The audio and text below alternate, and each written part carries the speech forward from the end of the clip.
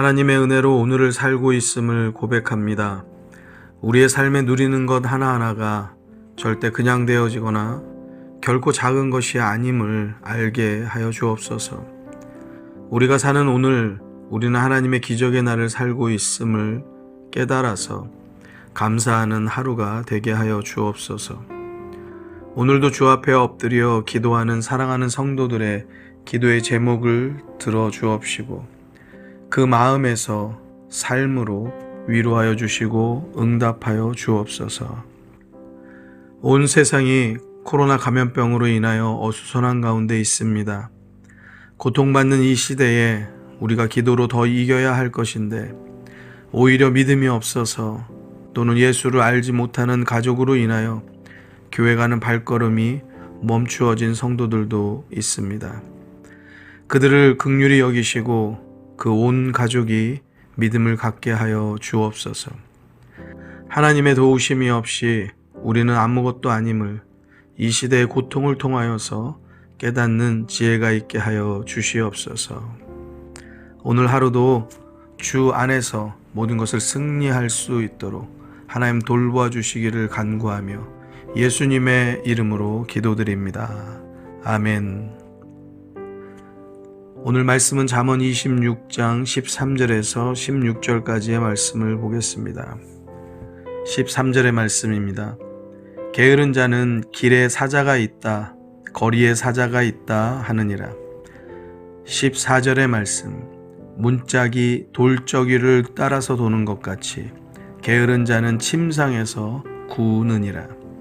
15절, 게으른 자는 그 손을 그릇에 넣고도 입으로 올리기를 괴로워하느니라. 16절, 게으른 자는 선이 대답하는 사람 7보다 자기를 지혜롭게 여기느니라. 오늘 말씀 잠언 26장 13절에서 16절까지는 게으른 자에 관하여 교훈하고 있습니다. 13절은 게으른 자는 환경 탓을 하고 다른 이유를 든다는 것을 말하고 있고요. 14절과 15절은 게으른 자의 생활의 모습을 아주 신랄하게 묘사하고 있습니다.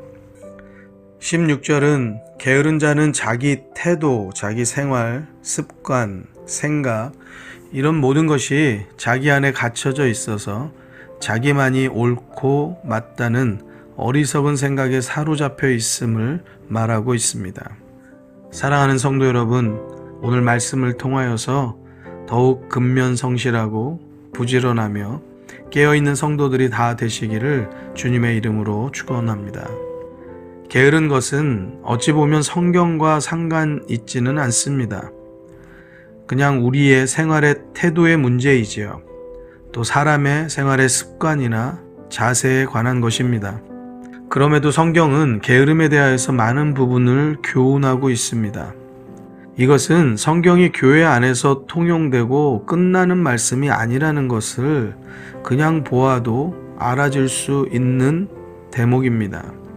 우리가 은연중에 성경이 교회 안에서만 필요하고 교회 안에서만 사용되어진다라는 것으로 그 범위와 한계를 정하는 잘못된 생각들이 우리 마음 한구석에 자리하고 있습니다. 그래서 교회 문 안과 교회 문 밖 우리의 삶의 자세와 또 생각 모습이 다르게 되어지는 것입니다. 사랑하는 성도 여러분, 하나님은 교회 안에도 계시고 교회 문 밖에도 계십니다. 여러분의 가정과 일터에도 계시며 그분은 여러분 혼자 있는 화장실 안에도 계시고 식사하는 그 자리에도 계시며 또 우리가 죄 짓는 그 현장에도 어김없이 계십니다. 하나님께서는 어느 자리에서든지 우리와 함께 하신다는 것을 여러분 모두가 다 깨달아서 우리의 삶의 자세, 우리의 모습, 우리의 습관들을 바르게 옳게 할 수 있는 믿음 있게 되기를 주님의 이름으로 축원합니다. 하나님과 우리가 동행하는 것, 그것이 우리들 가운데 너무 추상적으로 생각되어질 때가 있습니다. 하나님과 동행한다는 것에는 하나님의 말씀이 우리의 삶을 관여한다, 간섭한다라고 이해할 수도 있습니다. 다시 말해서 나는 하고 싶은 일이 있습니다. 그러나 말씀이 그것을 가로막는 것이지요. 가로막아서 그것을 하지 못하게 하는 마음을 주는 것이지요. 또 반대적으로 나는 하기 싫지만 말씀이 나에게 하도록 계속적으로 마음에 부담을 주는 일이 있습니다. 이러한 모든 현상들을 우리가 쉽게 말해서 하나님과 동행한다라고 말할 수 있는 것이지요. 그렇다고 하면 하나님과의 동행이라는 말에는 우리가 말씀을 얼마나 아는가 또 모르는가 하고도 뗄 수 없는 연결점이 있음을 우리가 또한 깨달아야 할 것입니다. 왜냐하면 말씀을 알 때에 그 말씀이 우리의 삶을 가로막기도 하고 또는 우리의 삶을 인도하기도 하기 때문에 그렇습니다. 그래서 우리가 말씀을 읽어야 한다고, 알아야 한다고, 그래서 말씀을 듣기 위해서 또 예배를 드려야 한다고 계속적으로 우리가 말씀하는 이유입니다. 특별히 우리가 매일매일 잠언의 말씀, 또 간증이나 수요 가정 예배나 이러한 말씀들을 문자를 통해서 전달받는 것은 참으로 귀한 일입니다. 이것이 잠깐 10분 또는 잠깐 한 20분 이 시간을 통하여서 우리의 삶을 말씀의 거울 앞에 비춰낼 수 있는 시간이 되는 것이고 또 말씀이 우리를 이끌어갈 수 있는 귀한 시간이 되는 것입니다. 우리가 오늘 살펴본 게으른 자에 관한 교훈에 대하여서 우리가 지나면서 보아온 잠언의 말씀을 다시 한번 더 복습하여서 보도록 하겠습니다. 잠언 6장 6절에서 11절 말씀인데요. 게으른 자여 개미에게로 가서 그 하는 것을 보고 지혜를 얻으라. 개미는 두령도 없고 간역자도 없고 주권자도 없으되 먹을 것을 여름 동안에 예비하며 추수 때에 양식을 모으느니라. 게으른 자여 내가 어느 때까지 눕겠느냐? 내가 어느 때에 잠이 깨어 일어나겠느냐? 좀 더 자자, 좀 더 졸자, 손을 모으고 좀 더 눕자 하면 내 빈궁이 강도같이 오며 내 곰핍이 군사같이 이르리라. 그냥 읽어도 우리 모두가 다 알만한 그러한 쉬운 말씀입니다. 우리 발에 힘없이 밟히는 미물 개미도 먹을 것을 예비하고 양식을 모은다는 것입니다. 그 개미에게서 그 하는 것을 보고 지혜를 얻으라라고 게으른 자를 향하여서 교훈하고 있습니다. 이어서 잠언 10장 4절과 5절의 말씀입니다. 손을 게으르게 놀리는 자는 가난하게 되고 손이 부지런한 자는 부하게 되느니라. 여름에 거두는 자는 지혜로운 아들이나 추수 때에 자는 자는 부끄러움을 끼치는 아들이니라. 잠언 10장 26절의 말씀입니다. 게으른 자는 그 부리는 사람에게 마치 이의 초 같고 눈의 연기 같으니라. 잠언 10장 5절을 통하여서는 게으른 아들이 부모의 부끄러움이 된다는 것을 말씀하고 있고요. 잠언 10장 26절에는 게으른 사람하고 일하는 것은 참 고통스러운 일인 것을 말씀하고 있습니다. 말씀은 우리의 삶의 모든 전반들을 정확하게 꿰뚫어 보고 우리의 마음들을 정확하게 읽고 있습니다. 또한 이 말씀을 우리들의 삶에 잘 접목한다라고 하면 여러분들이 어떠한 사람을 채용하여서 쓴다고 할 때는 우리들이 정확히 보아야 할 몇 가지의 문제들이 성경을 통해서 등장하는 것이지요. 깨달아 알게 되는 것입니다. 정직한 자, 또 성실한 자, 그들을 우리들이 볼 필요성이 있는 것이죠. 또한 우리들이 친구를 사귀거나 또는 우리들이 배우자를 선택하는 모든 문제의 조건에서도 우리가 다른 것에 주목하여 볼 것이 아니라 성경이 우리들에게 제시하여 주고 있는 생활의 습관, 생활의 모습들, 그것을 주목하여 볼 필요가 분명하게 있다는 것입니다. 그렇다고 하면 성경이 우리들에게 제공하여 주는 정보가 너무나 많은 것이에요. 그 말씀을 읽고 깨달아서 그 뜻을 따라서 우리들의 삶을 살게 된다라고 하면 우리들은 사람을 만나는 일에도 굉장히 지혜롭고요. 우리가 사람을 채용하거나 또는 우리가 어느 직장에 들어가거나 이러한 모든 일들 가운데서 아주 유용하게 우리를 깨닫게 해주는 말씀이 바로 이 성경의 말씀이라는 것이에요. 이어서 몇 가지 말씀 조금 더 보고 마치도록 하겠습니다. 잠언 12장 27절의 말씀입니다. 게으른 자는 그 잡을 것도 사냥하지 아니하나니 사람의 부귀는 부지런한 것이니라. 잠언 12장 27절의 말씀은 우리의 게으름이 가난을 낳고 또한 우리의 성실함이 또한 우리의 풍요로움도 낳는다라는 것입니다. 어떤 면에서 우리는 게으르면서 어떠한 부한 자들에 대한 불만과 불평들로 가득할 때도 꽤나 많이 있습니다. 우리들의 모습을 살피어서 우리들의 게으른 모습들이 무엇이 있는지 그것을 바꿔내고 성실하고 또 말씀이 주는 지혜를 따라서 살아간다면 하나님께서 우리들의 모든 삶 가운데도 풍요로움과 풍족한 은혜를 더하실 줄로 믿습니다. 잠언 13장 4절의 말씀입니다. 게으른 자는 마음으로 원하여도 얻지 못하나 부지런한 자의 마음은 풍족함을 얻느니라. 잠언 15장 19절의 말씀. 게으른 자의 길은 가시 울타리 같으나 정직한 자의 길은 대론이라. 게으른 자는 노력하는 것이 없습니다. 당연히 그의 가는 길이 평탄대로가 될 수 없는 것이지요. 성경이 가시 울타리 같다라고 말합니다. 하나님의 말씀으로 우리가 깨달음을 얻고 믿음을 가지고 성실하게 부지런하게 우리의 삶을 살아내는 것, 그것이 믿음의 사람의 올바른 태도인 것입니다. 잠언 19장 15절의 말씀입니다. 게으름이 사람으로 깊이 잠들게 하나니 해태한 사람은 줄일 것이니라. 여기서 해태하다는 표현은 나태한 사람을 말하고 있습니다. 다시 말하면 나태한 사람은 굶주릴 것이다 라는 표현의 말씀입니다.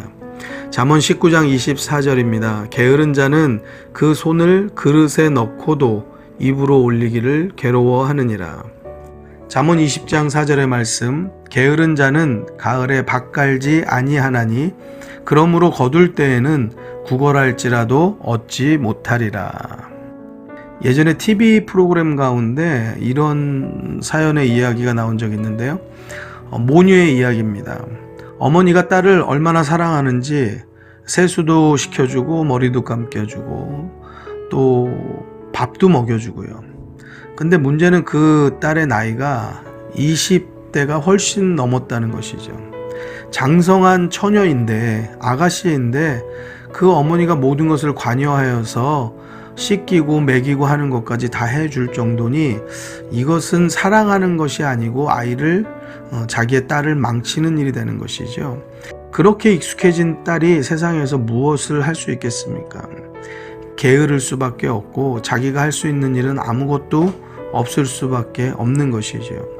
사랑하는 성도 여러분, 믿음도 그렇습니다. 믿음도 부지런하여야지 우리가 얻게 되는 것입니다. 그냥 앉아서 얻게 되는 것이 아닙니다. 그리고 또한 믿음도 우리가 자녀들에게 쥐어줘서 그 자녀들이 이제는 자기 믿음을 갖게 하여야지, 장성한 자녀임에도 불구하고 먹여주고 입혀주고 씻겨주는 것과 같이 우리 자녀들의 믿음을 그렇게 나약하게 만들어 놓으면 그 자녀들을 사랑하는 것이 아니고 그 자녀들의 살 길을 막아 놓은 것입니다. 그들에게 믿음의 게으른 습관을 넣어준 것이고요. 그들 스스로 일어설 수 없는 믿음의 상태를 만들어준 것입니다. 사랑하는 성도 여러분, 오늘 우리가 두 가지의 깨닫는 지혜가 있기를 바랍니다. 한 가지는 우리의 삶에 있어서 게으른 것이 무엇인지 깨달아야 할 것입니다. 또 한 가지는 우리가 믿음의 삶에 게으른 것이 무엇인지 깨달아야 할 것입니다. 또한 우리가 사랑한다고 하면서 우리 자녀들을 믿음 가운데서 게으르게 만들어 놓은 것이 무엇이 있는지, 성공하라고, 성적 잘 받으라고 학원으로 빼고 도서관으로 빼고 또 어제까지 공부하느라고 수고했으니 오늘 주일은 쉬고 자라고 빼고, 그렇게 믿음 가운데서 게으르게 만들어 놓은 우리들의 모습이 혹여나 우리 자녀들을 망쳐 놓은 것은 없는지, 우리가 오늘 이 시간에 회개할 것은 주 앞에 엎드리고 또 하나님께 기도할 것을 찾아서 간구하는 시간이 되기를 간절히 바랍니다. 함께 우리 이 시간에 같이 함께 기도하십시다. 기도하겠습니다. 내 주의 보혈을 정하고 정하다 내 죄를 정케 하신 주 날 보라 하신다. 내가 주께로 지금 가오니 십자가의 보혈로 날 씻어 주소서. 내 주의 보혈을 정하고 정하다 내 죄를 정케 하신 주 날 보라 하신다. 내가 주께로 지금 가오니 십자가의 보혈로 날 씻어 주소서.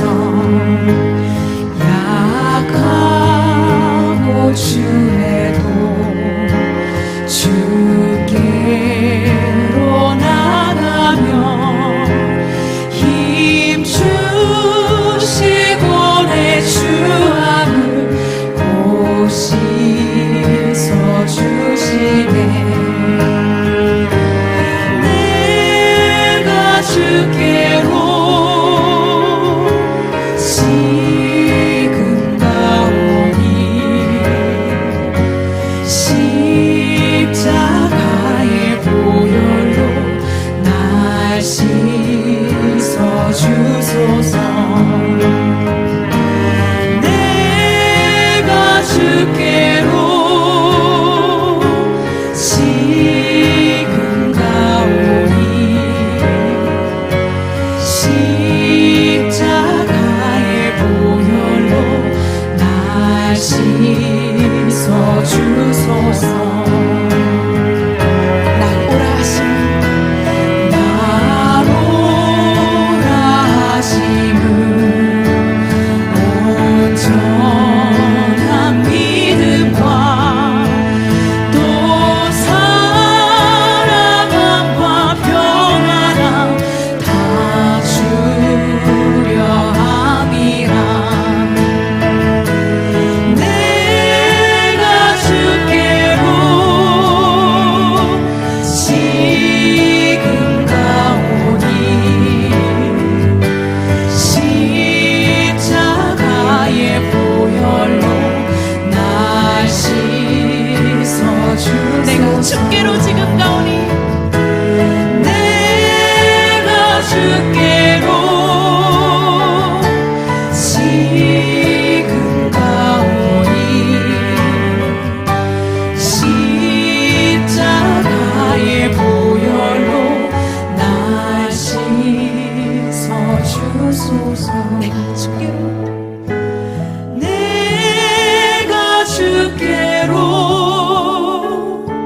지금 가오니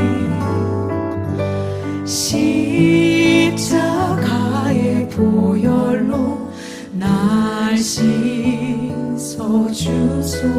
내가 주께로 지금 가오니 십자가의 보혈로 날 씻어주소서.